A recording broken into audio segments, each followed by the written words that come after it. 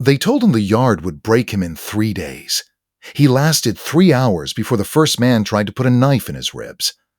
By the end of the month, he wasn't just surviving that yard. He owned it. This is the story of how one man walked into the most violent cell block in the state and walked out running it.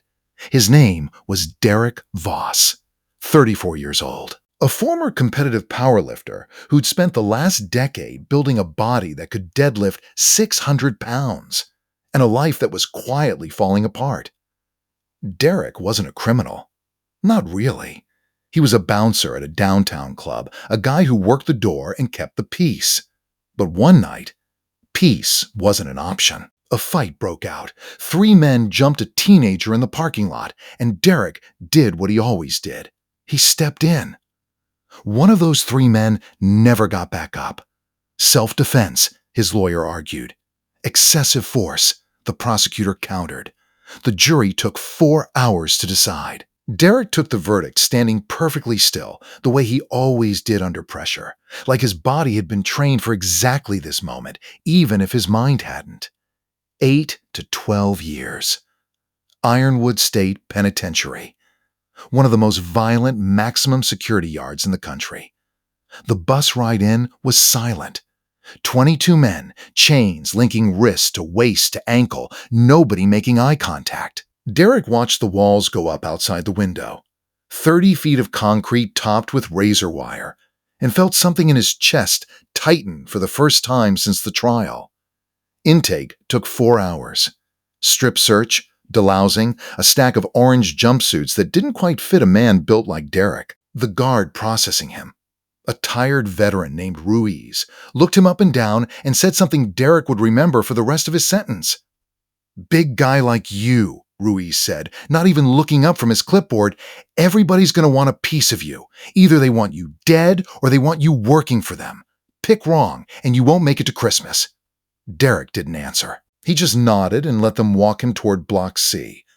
Block C's yard ran on one rule. The strongest ate first, and everyone else waited. The block was controlled by a crew that called themselves the Iron House, 30-some men who turned the weight pile into their personal throne room. At the center of it was a man named Kessler, 6'4", prison yard muscle built on nothing but pull-up bars and rage, doing life without parole for a double homicide he never denied committing. Kessler ran Iron House the way a king runs a small, brutal country. He controlled the commissary trade, the phone lines, who got protection and who got left to the wolves. And new arrivals, especially big ones, were a threat he liked to deal with early. Derek's first day on the yard, he made the mistake of walking straight to the weight pile like it was any other gym. Every conversation stopped. Kessler crossed the yard slow, the way a man does when he wants everyone watching. He stopped a few feet from Derek and looked him over like he was pricing livestock. "New meat lifting on my rack," Kessler said. "That's disrespectful." Derek kept loading the bar. "Didn't see a name on it." The yard went dead quiet. Nobody talked to Kessler like that. Not twice. What happened next took 11 seconds. Kessler swung first, a big, looping right hand meant to end things fast. Derek slipped it, the same instinct that had once protected a stranger in a parking lot kicking in without him even choosing it, and drove a shoulder into Kessler's ribs that put the bigger man on the ground gasping. Derek didn't finish it. He stepped back, hands up, and said one sentence that would define the next 6 years of his life. "I'm not here to run anything. I just want to lift in peace." Nobody believed him. Not yet. Kessler didn't forgive the humiliation. 3 nights later, in the shower block where cameras conveniently didn't reach, 2 Iron House enforcers came for Derek with a shank made from a sharpened toothbrush handle. Derek had trained his whole life for strength. What the yard taught him in that shower room was something else. How to fight for his life with nothing but his hands and the desperate math of survival. He walked out with a 4-inch gash across his forearm and left one man with a broken jaw and the other unable to stand. Word traveled through Block C faster than any guard's report. The new guy hadn't just survived Iron House's message. He'd sent one back. For the first time, other inmates. Men who'd spent years quietly hating Kessler's rule. started looking at Derek differently. Not as competition, as a possibility. Derek didn't set out to build a crew. It built itself around him. Men Kessler had extorted, threatened, or discarded, drawn to the one person on the yard who'd stood up and hadn't backed down. A former Marine doing time for a bar fight gone wrong. A quiet forger who'd never thrown a punch in his life but knew every guard's schedule by heart. A giant of a man named Priest who'd converted in prison and refused to let anyone under his protection get hurt again. Derek didn't call it a gang. He called it insurance.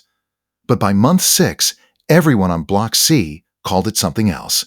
Voss's crew. Kessler watched his empire erode one man at a time and knew exactly what was coming. The final confrontation wasn't a matter of if. It was a matter of when, and who would still be standing when the guards finally showed up.